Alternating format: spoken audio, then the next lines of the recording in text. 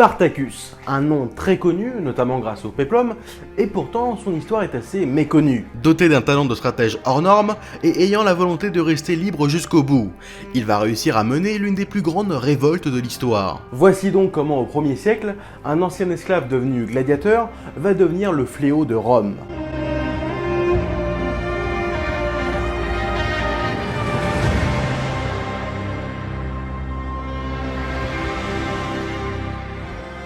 Malheureusement, on connaît très peu de choses de la vie de Spartacus avant sa célèbre révolte.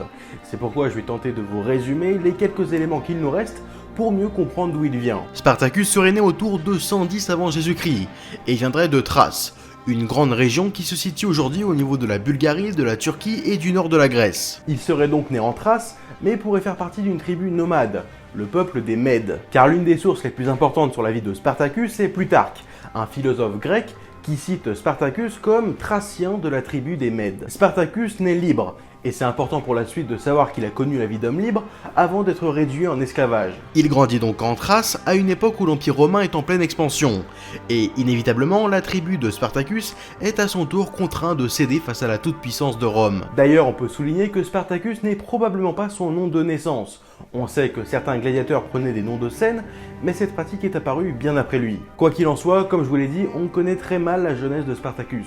Tout ce que l'on sait, c'est que la Thrace, ou bien la tribu auquel il appartenait, se range, de force ou volontairement, ça on ne sait pas, du côté de Rome. Les Romains pouvaient alors demander aux populations des territoires récemment conquis de rejoindre l'armée romaine, en tant qu'auxiliaire, et c'est là que l'histoire de Spartacus commence réellement. Il débute donc sa carrière de soldat au plus bas de l'échelle. Auxiliaire, c'était en gros les unités réservées à ceux qui n'étaient même pas des citoyens romains. Et même si on ignore s'il a pris part à des affrontements, si oui combien, on pense que c'est là qu'il développe son esprit de stratège, et qu'il en profite pour analyser le fonctionnement de la légion romaine, ce qui lui sera très utile plus tard.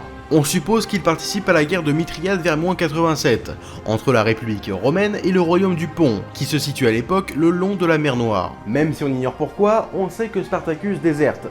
Il ne voulait certainement plus servir les Romains. Il se retrouve alors déserteur. On connaît très peu de choses sur sa vie à ce moment-là, mais soit il rejoint un groupe de brigands et fait quelques raids, ou bien il se range du côté des rebelles et combat les Romains. Quoi qu'il en soit, il est fait prisonnier en -75, et un an plus tard, il est ramené à Rome pour être vendu comme esclave. C'est là que la partie la plus connue de la vie de Spartacus débute.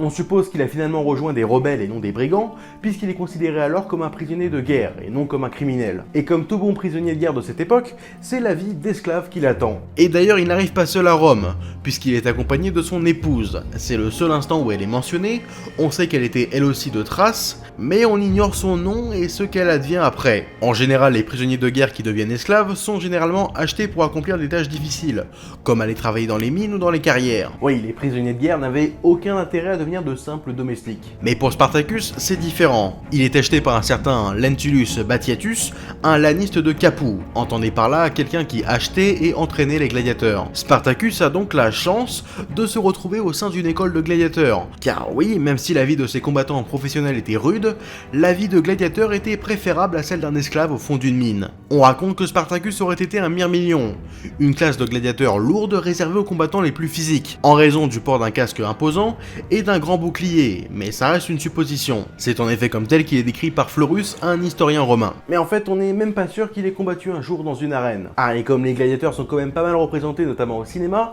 il y a forcément beaucoup de mythes qui persistent sur eux. Par exemple, non, les gladiateurs n'étaient pas tous esclaves. Beaucoup le devenaient volontairement, car un bon gladiateur est logé, nourri et blanchi, ce qui en a poussé plus d'un à se tourner vers cette vie. Non, les combats de gladiateurs n'étaient pas des combats à mort.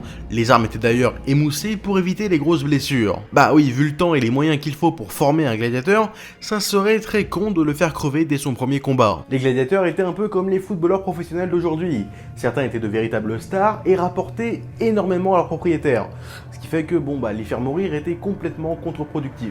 Même si, En vérité, cette reconnaissance du public est surtout apparue sous l'Empire romain, donc à l'époque de Spartacus, sous la République romaine, les gladiateurs étaient encore méprisés par le public. Et pour finir, le fameux signe du pouce vers le haut ou le bas pour décider du sort du combattant vaincu n'a lui aussi très certainement jamais existé, désolé. Mais bref, pour revenir à notre Spartacus, il est toujours animé par son désir de retrouver sa liberté. On a vu que ça a échoué lorsqu'il a tenté de fuir l'armée romaine, mais maintenant en tant qu'esclave, c'est un nouveau combat pour la liberté qui l'attend.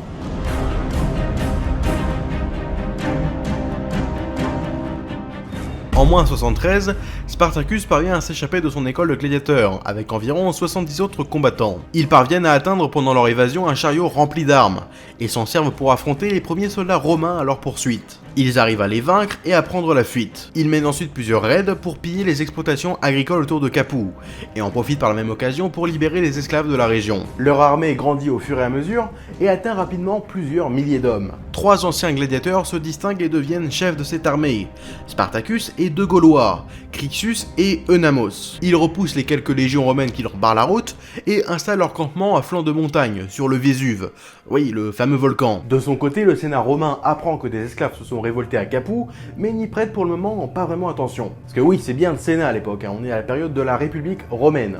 Donc c'est pas un empire, il n'y a pas d'empereur. Mais bref, le Sénat est donc alerté, mais ne saisit pas le danger, car à ce moment, Rome est déjà embourbée dans d'autres crises, notamment une autre révolte à mater en Espagne. Rome ne voit pas Spartacus et ses hommes comme un véritable danger, et préfère traiter ça comme une crise politique plutôt que comme une guerre. Et pourtant, son armée grandit de jour en jour, et ils sont bientôt rejoints par des paysans et des bergers qui quittent tout pour rejoindre celle que l'on appelle désormais l'armée servile.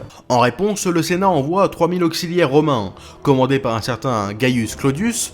Donc encore une fois, les auxiliaires ne sont clairement pas l'élite de l'armée romaine, et cette tentative pour mettre fin à la rébellion échoue. La milice de Claudius échoue à encercler l'armée de Spartacus, et ces derniers les prennent à revers. C'est le premier vrai affrontement entre l'armée servile et les Romains. Et l'ingéniosité et le talent de stratège de Spartacus y sont beaucoup dans cette victoire. Cette bataille marque le début de la 3e guerre servile. C'est en gros la 3e et dernière fois qu'il y a eu une grande rébellion d'esclaves pendant la période de la République romaine. L'armée servile décide alors de quitter le Vésuve et les tensions commencent à se faire sentir entre les chefs. Bah oui, on estime qu'à son apogée cette armée comptait entre 80 et 100 000 hommes, ce qui fait que c'était compliqué à gérer, surtout quand c'était des paysans et des esclaves, donc pas vraiment des soldats disciplinés. Eunamos décide de lâcher Spartacus et Crixus et part avec 3000 hommes. Mais sa petite armée se fait battre rapidement par les Romains, et ce dernier meurt dans l'affrontement. Et du côté de Spartacus et Crixus, une dispute éclate entre les deux. Spartacus veut remonter vers le nord et traverser les Alpes pour rejoindre les terres pas encore conquises par Rome, alors que Crixus lui veut continuer les pillages et se diriger vers Rome. L'armée servile se sépare alors en deux, et les partisans de Spartacus se dirigent vers le nord, et les partisans de Crixus vers le sud. Et grosse erreur pour ce dernier, Crixus se fait tuer et son armée massacrée lors de leur premier combat face aux Romains. Quand Spartacus apprend la mort de son ancien allié, il se venge, en créant temporairement une arène de gladiateurs de fortune, où il oblige les prisonniers romains capturés sur la route à s'entretuer. Ce petit manège dure un temps, et Spartacus change d'avis, il fait demi-tour et retourne vers le sud. Spartacus participe donc à de nombreux raids, et réussit à tenir tête à Rome, qui perd de nombreuses légions au fil des affrontements. Et c'est là que le Sénat romain commence vraiment à craindre Spartacus. L'ancien esclave est devenu la bête noire de la République romaine, et il sème la terreur dans toute l'Italie. Avec ses nombreuses victoires et sa grande armée de plusieurs dizaines de milliers d'hommes, le Sénat craint un assaut imminent sur la capitale romaine. Pour tenir tête à Spartacus, et maintenant qu'ils ont enfin compris la menace qu'il représente, ils décident de faire appel à un général romain, Marius Licinius Crassus. À ce moment, les meilleures légions de l'armée romaine menée par Pompée sont occupées à gérer la rébellion en Espagne, et Crassus doit donc recruter en urgence des légions pour contrer l'avancée de Spartacus et ses hommes. Et Crassus n'est pas n'importe qui, c'était un général et homme politique romain, mais aussi un sacré businessman. Ouais, il était spécialisé dans la spéculation immobilière, déjà à l'époque. Et ça va lui permettre d'amasser une fortune colossale, ce qui fait de lui l'un des hommes les plus riches de Rome. Et par la suite, ce sera l'un des principaux soutiens de Jules César, jusqu'à la guerre des Gaules, où les deux hommes se brouillent, mais bon, ça c'est une autre histoire. Mais bref, ce qu'il faut retenir, c'est que Crassus est un mec riche, influent et très ambitieux, qui est nommé par le Sénat à la tête de 4 légions, soit un total de 24 000 hommes. Il obtient également l'impérium. C'est un statut un peu particulier qui peut être accordé par le Sénat et qui donne en quelque sorte les pleins pouvoirs militaires, ce qui permet à Crassus, sur ses fonds personnels, de lever 6 autres légions composées en majorité de vétérans, ce qui fait un sacré paquet de monde. Crassus se lance donc à la poursuite de Spartacus, mais ne passe pas à l'attaque. En fait, entre les deux, ça va être pendant un temps un jeu du chat et de la souris. Crassus tente, et faut l'avouer avec pas mal de difficultés, d'anticiper les mouvements de Spartacus. Spartacus souhaite descendre au sud de l'Italie afin de rejoindre la Sicile et de prendre un navire pour rentrer en Grèce. Mais il se fait piéger. En fait, il négocie avec des pirates pour faire la traversée, sauf que ces derniers partent avec l'argent. En même temps, faire confiance à des pirates... Spartacus n'a donc pas d'autre choix que de faire demi-tour. Spartacus est rattrapé par Crassus et l'affrontement est inévitable. La bataille a lieu non loin de Calabrito, dans le sud de l'Italie. L'armée de Spartacus est quasi anéantie, et 60 000 de ses hommes périssent contre seulement 1000 pertes du côté de Crassus. Spartacus meurt dans la bataille et 6 000 de ses hommes sont faits prisonniers. Ses survivants sont ramenés à Rome, où ils sont tous crucifiés le long de la Via Appia, la grande route de 500 km entre Capoue, d'où était partie la révolte, jusqu'à Rome. Cette représaille assez sanglante avait pour but de dissuader tout esclave de se rebeller contre son maître. Et lorsque Pompée rentre d'Espagne, il capture et fait exécuter quelques 5000 esclaves qui s'étaient rebellés avant de rentrer à Rome en passant par la Via, où les corps des anciens soldats de Spartacus sont toujours en train de pourrir au soleil. C'est donc la fin en moins 71 de la troisième guerre servile. Spartacus restera pendant longtemps dans l'oubli. En fait, son nom n'est quasiment pas évoqué jusqu'au XVIIIe siècle, et c'est vraiment au XIXe qu'il va devenir une icône. En effet, il devient un symbole de la lutte anti-esclavagisme.